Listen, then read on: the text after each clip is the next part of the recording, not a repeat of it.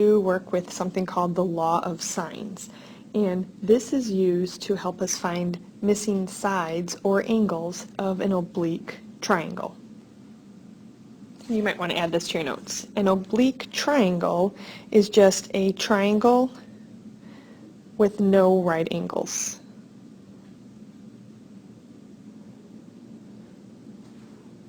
Alright, so up here we have a triangle, and this is on your notes, that might look like a right angle, but we're just going to say it's obtuse.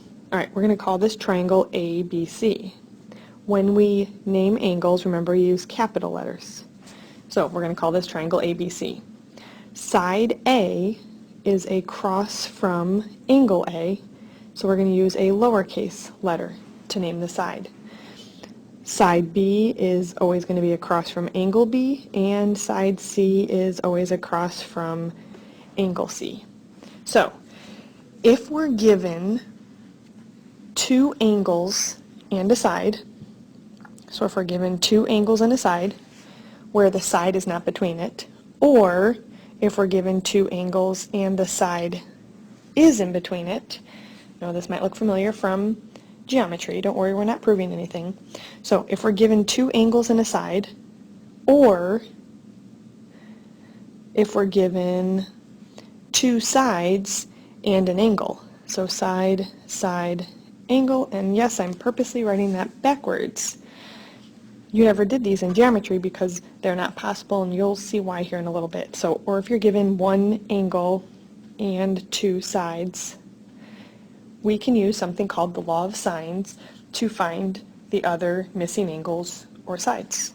Now, the law of sines is pretty much a proportion. It is a proportion, but the way I'm going to write it first, I'm going to match everything up. So, the sine of angle A over side A is equal to the sine of angle B over side B, which is also equal to the sine of angle C over side C.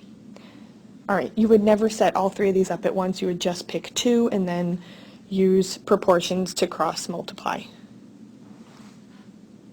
Alright, so let's practice a couple of these. I am going to tell you, every time we do one of these, I do want you to draw a picture of a triangle. So, we're going to solve a triangle either AAS or ASA. So, I have triangle ABC. It's telling me that angle C is 107, so I'm going to put the C right there where the obtuse angle is, so I'm given that's 107 degrees.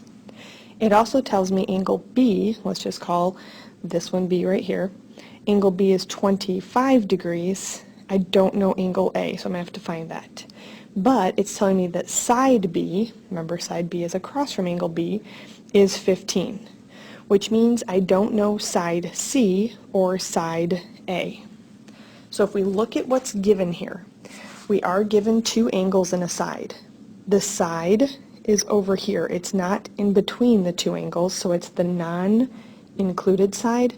So this would be a angle, angle, side. The side is not between them. It's not included. Alright, probably the easiest thing to do first would be to find angle A. Remember, three angles in a triangle add up to 180. So, you can use this to find angle A. So, just for this first one, I'm going to go ahead and say angle A. We can be fancy and say the measure of angle A plus 107 plus 25 has to add up to 180.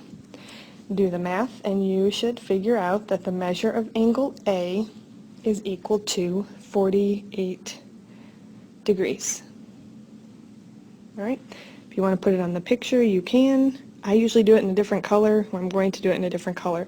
So I remember what was given to begin with, because remember, I could have messed up with that 48, so I always want to try to use the given information before I use what I figured out. Alright, so let's use what's given. We know angle B, so I'm going to do the sine of angle B over side B. And let's go ahead and do C first, because they gave me the sine, or they gave me angle C. So I'll do sine C over C. Now, I'm not usually going to write this, or you don't need to write this, but we're going to fill in what we know. So, angle B was given that it was 25 degrees. Side B is 15. Angle C is 107, so sine 107 over side C, we don't know what this is. All right, now what I'm going to do is I'm going to cross multiply. So remember, we can go like this, and I've got C times the sine of 25 degrees is equal to, and then cross multiply this one here, 15 times sine 107. I'm trying to get C by itself, so I'm going to divide both sides by sine 25. Be careful, the signs do not cross out on the right. Here, just use your calculator, so I'm going to put the answer on, but if I were you, I'd pause it and make sure that you can actually type this into your calculator and get the correct answer. So, I got 33.9 rounded to the nearest tenth for side C. Now, we know that side C here is 33.9. We still need to find side A. So that's the last thing we need to find here. Again, I'm going to go back to the given information, sine B over B. So I know sine, that looks weird, sine of B, angle B is 25, over side B, which was 15, is going to be equal to, remember, we're looking for A, side A, I don't know it, so which means I have to do the sine of angle A on top. So that's 48 degrees. All right, cross multiply, and I've got A times the sine of 25 is equal to 15 times sine 48. Divide both sides by sine 25 to find A. Again, I would try it on your calculator, make sure you can get this answer.